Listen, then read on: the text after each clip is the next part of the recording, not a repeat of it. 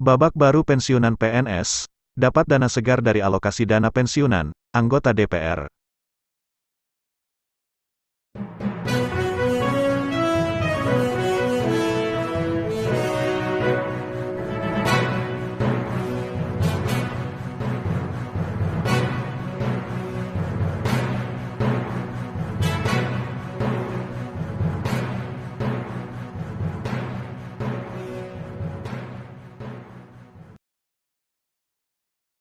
Seperti yang kita ketahui, bahwa seorang PNS, ketika memasuki masa pensiun akan tetap mendapatkan gaji dari pemerintah. Nominal gaji pensiun sendiri berbeda-beda, tergantung pangkat dan golongan. Namun yang jelas setiap bulannya mendapatkan dana pensiun per bulan.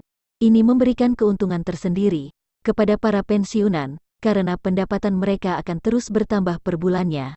Diharapkan ini bisa memberikan dana hari tua yang cukup.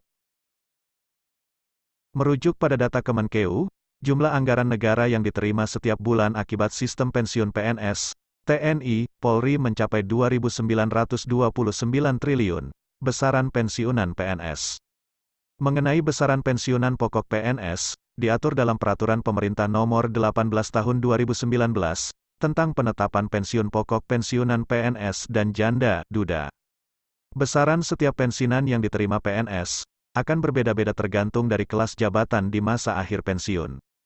Seorang PNS baru bisa menerima uang pensiun saat sudah memasuki batas usia pensiun 56 tahun. Di masa pensiun, seorang PNS tidak mendapat lagi tunjangan-tunjangan seperti saat masih aktif menjabat, karena dasar perhitungan pemberian manfaat pensiun sendiri adalah pada gaji melihat perbandingan pensiunan PNS dan DPR yang diterima seumur hidup. Berapa besaran pensiunan PNS dan DPR yang diterima setiap bulannya. Sebelumnya diberitakan bahwa Kementerian Keuangan, Kemenkeu, saat ini tengah mengkaji skema pensiunan PNS. Hal ini dikarenakan skema yang digunakan saat ini disebut membebani negara. Merujuk pada data Kemenkeu, jumlah beban negara yang diterima setiap bulan akibat sistem pensiun PNS, TNI, Polri mencapai 2.929 triliun. Berbeda dengan PNS, seorang anggota Dewan Perwakilan Rakyat, DPR, juga menerima pensiunan yang ditanggung negara. Anggota DPR akan menerima pensiunan seumur hidup meski jabatannya hanya 5 tahun per periode.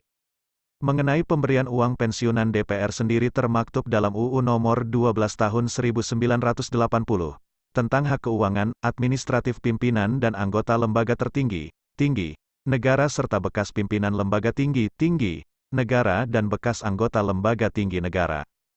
Dalam bab IBBLE tersebut disebutkan pimpinan dan anggota lembaga tinggi negara, yang berhak menerima dana pensiunan adalah yang berhenti dengan hormat dari jabatannya. Besarnya pensiunan pokok sebukan adalah 1% dari dasar pensiun untuk tiap-tiap 1 bulan masa jabatan dengan ketentuan bahwa besarnya pensiun pokok, sekurang-kurangnya 6% dan sebanyak-banyaknya 75% dari dasar pensiun, tertulis pada pasal 13 UU Nomor 12 Tahun 1980. Berbeda dengan PNS, seorang anggota Dewan Perwakilan Rakyat, DPR, juga menerima pensiunan yang ditanggung negara. Anggota DPR akan menerima pensiunan seumur hidup, meski jabatannya hanya 5 tahun per periode. Mengenai pemberian uang pensiunan DPR sendiri, termaktub dalam UU No. 12 Tahun 1980 tentang hak keuangan administratif, pimpinan dan anggota lembaga tertinggi, tinggi negara serta bekas pimpinan lembaga tinggi, tinggi negara, dan bekas anggota lembaga tinggi negara.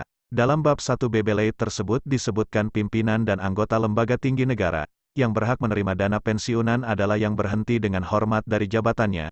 Besarnya pensiunan pokok sebukan adalah 1% dari dasar pensiun untuk tiap-tiap 1 bulan masa jabatan, dengan ketentuan bahwa besarnya pensiun pokok kurangnya 6%, dan sebanyak-banyaknya 75% dari dasar pensiun, tertulis pada pasal 13 UU No. 12 Tahun 1980. Babak baru pensiunan PNS, dapat dana segar dari alokasi dana pensiunan, anggota DPR. Untuk gaji pensiunan sendiri, banyak pihak yang telah menyarankan dan memberi masukan kepada pemerintah.